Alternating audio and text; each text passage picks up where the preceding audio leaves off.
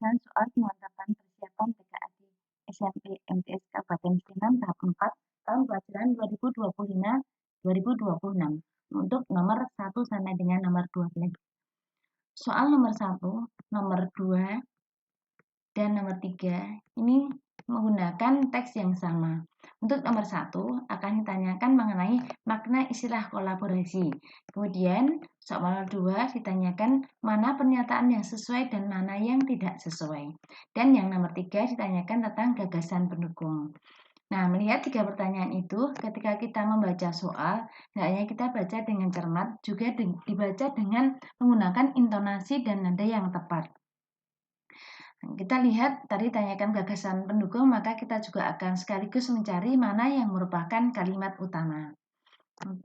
Integrasi kebijakan lingkungan dan kesehatan menuju pembangunan berkelanjutan 2026. Ingat, dari judul ini kita bisa melihat secara garis besar teks ini akan berbicara tentang apa.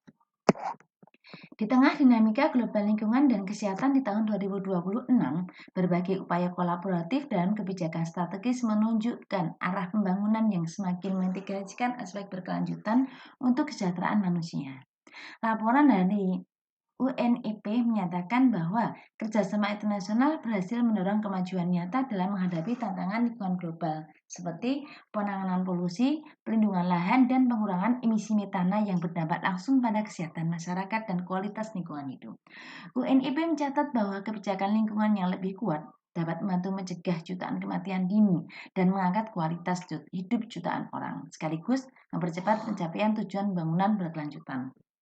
Nah, mana yang menggunakan kalimat utama? Kita lihat yang kalimat pertama, di tengah dinamika global lingkungan dan kesehatan di tahun 2026, berbagai upaya kolaboratif dalam kebijakan strategis menunjukkan arah pembangunan yang semakin mengintegrasikan aspek berkelanjutan untuk kesejahteraan manusia. Laporan UNEP menyatakan bahwa kerjasama internasional berhasil mendorong kemajuan nyata dalam menghadapi lingkungan. Ini masih membicarakan tentang kata kunci tadi adalah lingkungan, global lingkungan. Nah, ini juga masih ngomongin tentang lingkungan global. Kemudian kalimat ketiga, UNEP mencatat bahwa kebijakan lingkungan yang lebih kuat dapat membantu mencegah jutaan kematian dini dan meningkatkan kualitas hidup jutaan orang, sekaligus mempercepat pencapaian tujuan bangunan. Ini masih menambahkan atau masih berkaitan sama kalimat utama. Jadi bisa kita tandai kalimat utamanya ada di sini. Dan untuk paragraf 2. Di tingkat nasional, pemerintah Indonesia pada tahun 2026 memperkuat komitmen dengan meningkatkan anggaran Kementerian Lingkungan Hidup hingga 29% untuk mendukung manajemen sampah, pengendalian pencemaran, serta adaptasi dan adaptasi perubahan iklim. Peningkatan ini, nah kalimat kedua ada kata ini, maka kalimat utamanya ada di awal sini. Karena ini itu menerangkan lebih jauh. Dan untuk paragraf 3, upaya lain yang menarik adalah kolaborasi antara pemerintah dan WHO di Indonesia untuk memperkuat perencanaan sanitasi. Ini juga ada kata ini. Nah, sehingga ini merupakan kalimat utamanya di sini. Ya, kita sudah memahami bacaan tadi dengan benar, kita tinggal menjawab soal-soal yang terkait dengan bacaan tadi. Makna istilah kolaborasi yang sesuai dengan isi teks tersebut adalah kita tahu namanya kolaborasi itu kerjasama ya, tidak menunjukkan bukan persaingan, bukan pula kompetisi. Jadi yang cocok adalah kerjasama antar negara dan lembaga untuk memperkuat kebijakan demi meningkatkan kesejahteraan masyarakat. Coba ini yang B. Oke, berikutnya soal nomor 3. Ini yang tanyakan ada soal nomor 2. Tentukan sesuai dan tidak sesuai pernyataan berikut. Yang satu, kebijakan lingkungan yang lebih kuat dapat membantu mencegah jutaan kematian dini dan mengangkat kualitas hidup seseorang. Adakah di teks ini? Nah, di sini ada kata nih, kebijakan lingkungan yang lebih kuat mampu membantu mencegah jutaan kematian dini. Nah, ini ya. Nah, di sini. Berarti ini sesuai. Kalimat 2. Minimalnya risiko kesehatan yang sering muncul akibat pencemaran dan sanitasi yang buruk sebagai dampak dari kurang baiknya pengelolaan lingkungan. Di sini dibicarakan bahwa semakin baiknya, justru sebaliknya, semakin baiknya pengelolaan lingkungan limbah dipandang sebagai langkah penting untuk meminimalisir risiko kesehatan di sini. Jadi nomor 2 ini tidak sesuai. Nah, 3. Terjaga kualitas lingkungan air dan tanah yang menjadi basis bagi kesehatan jutaan penduduk sebagai akibat sanitasi yang baik. Nah, ini setuju ya. Di sini ada bahwa kualitas yang baik akan melindungi jutaan penduduk. Nih, melindungi kesehatan nih. Tapi juga menjaga kualitas lingkungan air dan tanah.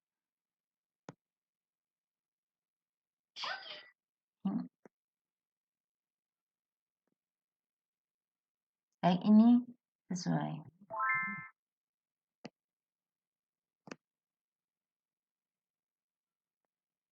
Ini tentang sekali.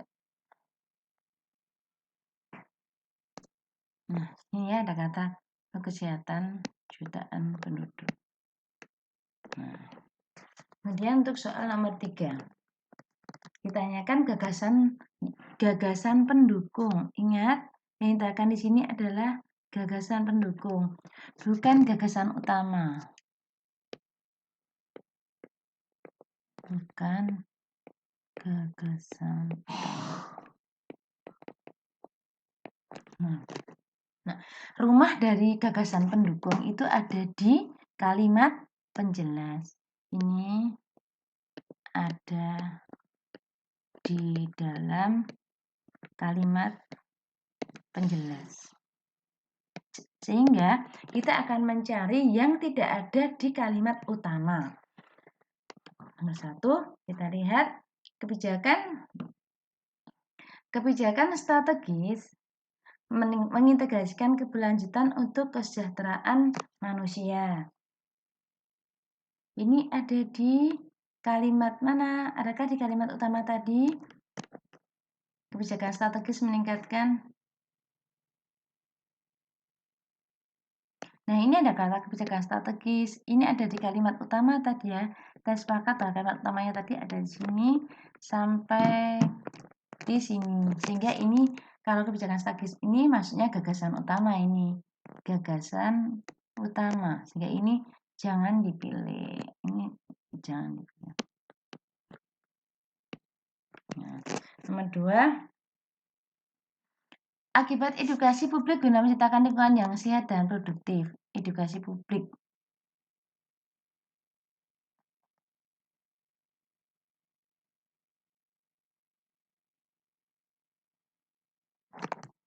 Adanya edukasi publik guna menciptakan lingkungan yang sehat dan produktif. Kita temukan di kalimat mana ini?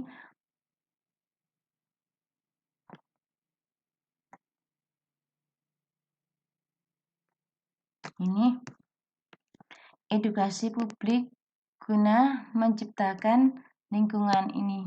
Ini ada di kalimat penjelas. Bisa jadi.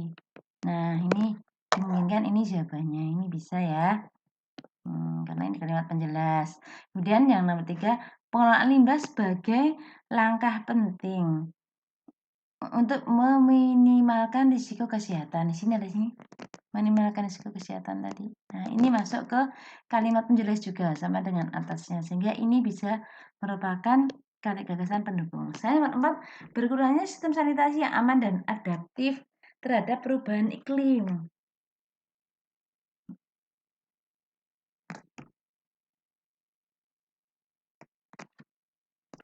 Kemudian untuk nomor 4 ini berkurangnya sistem sanitasi yang aman dan adaptif terhadap perubahan iklim. Di sini sistem sanitasi yang aman dan adaptif ini melindungi kesehatan masyarakat. Jadi justru sanitasi yang aman itu yang akan membuat aman dan adaptif terhadap perubahan iklim. Yang ini tidak sesuai. Jadi jawabannya adalah 1, 2, dan 3. Kita lanjut soal nomor 4. Soal nomor 4, teks berjudul Hak Cipta sebagai Perlindungan Hukum ini untuk menjawab soal nomor 4, ditanyakan kait istilah, kemudian nomor 5, ditanyakan tujuan penulisan teks prosedur, kemudian yang nomor 6 yaitu terkait mana yang merupakan bagian yang tidak tepat. Ini kita kerjakan dari nomor 4. Kita lihat dulu sini. Hak cipta sebagai pelindungan hukum Pencatatan hak cipta adalah proses administratif di Direktorat Jenderal Kekayaan Intelektual atau DJKI untuk mendapatkan ciptaan secara resmi, berfungsi sebagai bukti awal kepemilikan yang sah, kuat, dan diakui negara. Pencatatan hak cipta penting untuk memperkuat lingkungan hukum dan memudahkan buktian jika terjadi sengketa. Hak cipta adalah hak eksklusif yang diberikan kepada pencipta atau pemegang hak cipta untuk mengatur penggunaan hasil penyampaian gagasan atau informasi tertentu. Beberapa dokumen dibutuhkan untuk mencatatkan hak cipta. Dokumen yang harus dipersiapkan adalah sebagai berikut. Surat permohonan hak cipta, 2. Surat perjanjian, 3. Surat pengalihan hak, 4. Fotokopi surat pencatatan ciptaan, 5. KTP, 6. Fotokopi KK, 7. Surat kuasa apabila melalui kuasa, 8. Akta perusahaan apabila pemegang badan hukum, dan dokumen lainnya. Seiring dengan perkembangan teknologi, pendaftaran hak cipta pun dapat dilaksanakan secara online dan menggunakan aplikasi e-hak cipta. Bagaimana langkah-langkah untuk mengurus hak cipta secara daring? Silakan cermati infografik berikut. Silakan anak lihat ya, baca di sini ya. Langkah-langkah mengurus hak cipta di sini dituliskan nomor 1 sampai nomor 8. Kita lihat istilah berkaitan pencatatan hak cipta secara daring. Ini tadi yang ditanyakan di sini adalah secara daring. Nah, mana di antara 4 kata ini yang berkaitan dengan daring ya? Ini spesifik ya, ini nyari yang spesifik. Spesifik sama daring. Dokumen ini bisa berupa daring, bisa luring. Ini bisa juga luring, tidak hanya daring saja, sehingga ini tidak dipilih. Kemudian username, ya, username itu hanya berkaitan dengan daring saja, sesuai. Kemudian approve, ini persetujuan ya, persetujuan ini juga bisa daring, bisa luring, sehingga jangan dipilih. Kemudian yang login, nah kalau login itu spesifik daring saja. Betul. Jadi yang spesifik daring ini adalah yang username dan login. Dan soal nomor 5 ditanyakan terkait tujuan penulisan teks prosedur. Dilihat dari judulnya tadinya. Hak cipta sebagai pelindungan hukum. Kemudian disampaikan juga hak cipta itu apa pengertiannya, kemudian manfaatnya apa, kemudian di sini dokumen yang dibutuhkan, nah di mana yang merupakan tujuan dari teks prosedur. Menginformasikan seluk-beluk hak cipta secara detail. Mengajak masyarakat mencatatkan hak cipta secara daring. Menjelaskan langkah pengurusan hak cipta. Mendeskripsikan pembuatan hak cipta. Karena teks prosedur, di sini adalah teks prosedur, maka dikaitkan menjelaskan langkah-langkah. Nah, jawabannya adalah yang C. Lanjut, nomor 6, ditanyakan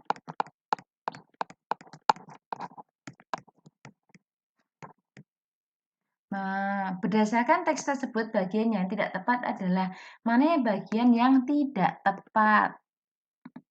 Nah, pembuka teks prosedur alasannya karena tidak berhubungan dengan judul. Enggak ya, ini sudah berhubungan ini. Sudah sesuai judul. Berhubungan dengan judul. Jadi ini jangan dipilih. Yang B, langkah-langkah karena tidak menampilkan secara urut, sudah urut tadi. Sudah urut. Kemudian yang nomor 3, dokumen yang harus disiapkan karena dokumen yang harus disiapkan. Karena alasannya karena tidak rinci. Sudah rinci tadi ya, nomor 1 sampai nomor 9 tadi. Sudah rinci. Kemudian ini juga enggak. Ada beberapa kata yang tidak sesuai dengan kaidah. Ya, dia ada yang enggak sesuai dengan kaidah tadi yang di sini. Administratif. Nah, ada yang enggak sesuai. Kemudian lagi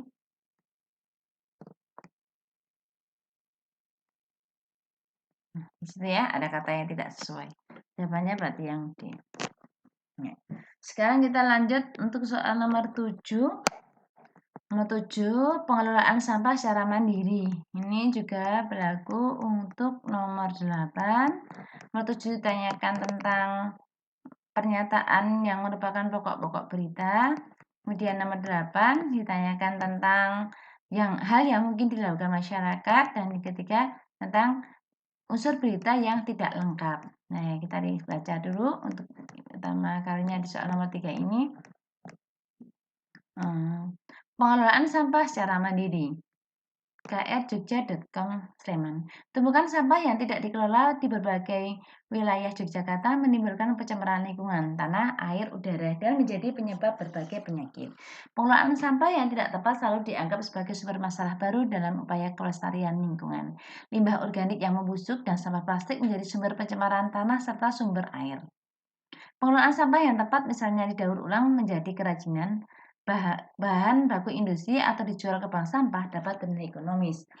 Pengelolaan yang benar seperti pemilihan sampah organik dan anorganik mendukung kesehatan masyarakat serta keberlanjutan lingkungan. Pengelolaan sampah secara mandiri melalui program Masjos Masyarakat Jogja Olah Sampah. Kegiatan tersebut sudah berlangsung dari 2 tahun yang lalu di berbagai wilayah yang berada di Yogyakarta. Program tersebut dilakukan dengan cara memilah sampah dari sumbernya, menyetor sampah anorganik ke bank sampah setiap Jumat, dan mengolah sampah organik menggunakan metode biopori serta teknologi karbonizer yang ramah lingkungan. Program tersebut sudah berjalan selama 2 tahun dan dinilai sukses mengurangi dampak sampah yang terjadi di wilayah Yogyakarta. Baik, kita kerjakan dulu nomor 7. Pernyataan yang merupakan pokok-pokok berita tersebut adalah jawaban bisa lebih dari 1. Misal nomor 7 ya. Di sini kegiatan Masjos sudah berlangsung selama 2 tahun di wilayah Yogyakarta dan dinilai berhasil. Ya. Berikutnya. Salah satu kegiatan Masjos adalah masyarakat berkelompok membuat kerajinan. Ini bukan membuat kerajinan. Nomor 3. Limbah organik yang membusuk dan sampah plastik menjadi sumber pencemaran tanah dan airnya. Bank sampah dibuka setiap hari Jumat merupakan upaya pengurangan sampah dengan menggunakan biopori, bukan menggunakan biopori. Nomor 8. Tanyakan tentang hal yang mungkin dilakukan. Ini namanya prediksi ya. Dengan berdasarkan membaca teks tadi.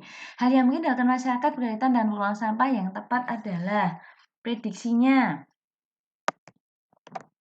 Nomor 8 ini. Pemerintah tidak perlu membuat program yang berkaitan dengan upaya pelestarian lingkungan karena masyarakat sudah mandiri. Ini tetap perlu pemerintah, bukan tidak perlu. Kemudian pemerintah tidak perlu membangun tempat air pembuangan sampah karena masyarakat sudah mempunyai program pembuangan sampah. Tetap perlu. Pendapatan masyarakat dapat meningkat karena muncul kerajinan yang bernilai ekonomis dan dari proses daur ulang. Betul. Dan masyarakat menyediakan tempat sampah sesuai dengan ini sejalan dengan bacaan.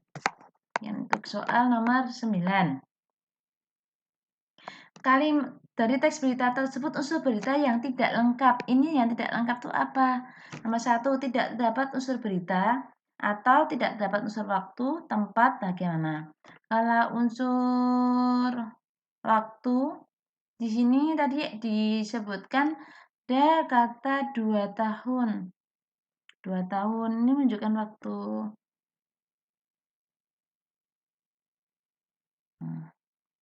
Ini berarti menjawab waktu ada. Kemudian tempat di sini ada di berbagai wilayah Yogyakarta. Tempat ada. Kemudian bagaimana mana yang ini ada banyak ya yang menunjukkan bagaimana, salah satunya adalah yang ini saja. Program tersebut dilakukan dengan cara. Nah, dengan cara itu menunjukkan bagaimananya. Nah, ini caranya gimana? Milah sampah dari sumbernya, menyetor sampah anorganik ke bank sampah setiap hari Jumat, dan mengolah sampah organik menggunakan metode biopori. Berarti jawaban itu ada. Nah, sekarang hati-hati. Siapa? Apakah ada? Di sini ada kata, misalnya itu ada kata masyarakat Jogja. Sebentar, tahan dulu. Di sini yang dinamakan adalah program Masjos. Ini bukan nama siapa pelaku, bukan. Ini adalah menjawab pertanyaan apa. Apa programnya? Program Masjos, Masyarakat Jogja Olah Sampah. Jadi, Masyarakat Jogja Olah Sampah di sini merupakan nama program, bukan nama pelaku. Jadi, yang tidak ada yang siapa. Nih, gitu anak-anak. Sekarang kita lanjut pembahasan soal nomor 10, 11, 12 menggunakan teks yang sama ya. 10, 11, 12, 10 tanyakan nanti tentang objek utama yang dibahas. Kemudian nomor 11 ditanyakan tentang peristiwa yang terjadi pada kutipan tersebut. Kemudian yang nomor 12 ditanyakan tentang tindakan yang relevan. Nah, baik kita bahas satu persatu dari soal nomor 10. Inflasi global 2026 dan dampaknya terhadap daya beli masyarakat. Pada tahun 2026, fenomena inflasi global masih menjadi perhatian utama dalam dinamika perekonomian dunia. Inflasi terjadi ketika harga barang dan jasa meningkat secara umum secara terus-menerus dalam periode tertentu. Menurut laporan terbaru dari IMF, tekanan inflasi dipengaruhi oleh gangguan rantai pasok, fluktuasi harga energi, fluktuasi tadinya naik turun ya, serta ketidakpastian geopolitik yang berdampak pada perdagangan internasional. Kenaikan harga energi dan pangan menjadi faktor dominan yang mendorong inflasi di berbagai negara, baik maju maupun berkembang. Kondisi ini memicu kebijakan moneter yang lebih kuat melalui kenaikan suku bunga untuk menekan laju kenaikan harga. Dampak inflasi terasa langsung pada daya beli masyarakat. Ketika harga kebutuhan pokok meningkat, kemampuan konsumen untuk membeli barang dan jasa menurun, terutama bagi kelompok berpendapatan tetap. Di Indonesia misalnya, inflasi bereaksi terpangan dan energi memberikan tekanan terhadap pengeluaran rumah tangga. Bank sentral merespons dengan kebijakan suku bunga yang bertujuan menjaga stabilitas nilai tukar dan mengendalikan inflasi agar tidak melampaui target yang ditetapkan. Secara ekonomi, inflasi yang terkendali sebenarnya dapat mendorong pertumbuhan karena menunjukkan adanya tingkat permintaan yang kuat. Namun, jika inflasi terlalu tinggi dan tidak stabil, kondisi tersebut dapat menghambat investasi, meningkatkan biaya produksi, serta memperlambat pertumbuhan ekonomi. Oleh karena itu, koordinasi antara kebijakan fiskal dan moneter menjadi kunci dalam menjaga stabilitas ekonomi nasional maupun global di tengah tantangan tahun 2020. Objek utama yang dibahas dalam teks tersebut. Apa yang dibahas ini utamanya? Mas Prin bahas tentang apa? Perekonomian dunia atau kebijakan moneter atau fenomena inflasi atau dampak inflasi. Tadi banyak kata kunci, tadi ada kata inflasi. Kata kuncinya. Diulang-ulang kata kunci itu. Ini inflasi. Kemudian di paragraf 2 masih bicarakan inflasi juga. Di paragraf 3 juga membicarakan inflasi. Jadi yang tepat adalah yang nomor 10 ini fenomena inflasi. Tidak hanya dampaknya saja, tapi secara keseluruhan. Nomor 11. Peristiwa yang terjadi pada kutipan tersebut. Mana peristiwa yang terjadi yang sesuai? Nomor 11. Penurunan nilai mata uang akibat kebijakan fiskal ekspansif yang bertujuan bercepat mengikuti tahun kebijakan. Bukan tadi tentang inflasi ya, bukan. Kemudian B. Kenaikan harga barang dan jasa secara umum akibat gangguan rantai pasok dan fluktuasi energi yang mendorong kebijakan pengetatan suku bunga serta berdampak pada daya beli masyarakat. Betul. Peningkatan produksi barang dasar besar-besaran yang menyebabkan harga turun dan mungkin tidak sesuai. Stabilitas harga kebutuhan pokok karena koordinasi kebijakan moneter dan fiskal yang berhasil meningkatkan inflasi lokal. Bukan hanya ini saja yang dibicarakan. Nah, peristiwa yang cocok adalah yang nomor 2. Jadi stabilitas harga kebutuhan pokok itu bukan sekadar koordinasi kebijakan moneter dan fiskal, tapi ini juga berkaitan dengan inflasi. Nah, sekarang nomor 12. Pertanyaannya, tindakan yang relevan. Di sini adalah tindakan yang relevan. Relevan itu yang sesuai, yang sejalan. Sejalan atau sesuai. Di sini ada kata bagi kita. Kita di sini adalah karena kamu adalah anak SMP, maka di sini anak usia SMP. Kita adalah ini usia SMP. Mana yang tindakan yang relevan yang kamu lakukan untuk nomor 12 ini? Membeli barang sebanyak-banyaknya saat harga mulai naik supaya juga menguntungkan perekonomian kita. Tidak sesuai dengan kamu sebagai anak SMP. Kemudian mengatur keuangan dengan bijak dan mendukung kebijakan pemerintah. Ya, ini bisa mengatur keuangan nih, setuju. Bagus. Menaikkan harga barang, kita nggak bisa menaikkan harga barang. mengurangi produksi barang supaya persediaan, kita juga bukan bagiannya produksi ini. Karena kamu masih bagian yang kamu sosial anak SMP yang saya kamu lakukan adalah mengatur keuangan secara bijak yang berdampak pada diri kalian sendiri. Demikian tadi pembahasan untuk soal nomor 1 sampai dengan nomor 12. Terima kasih.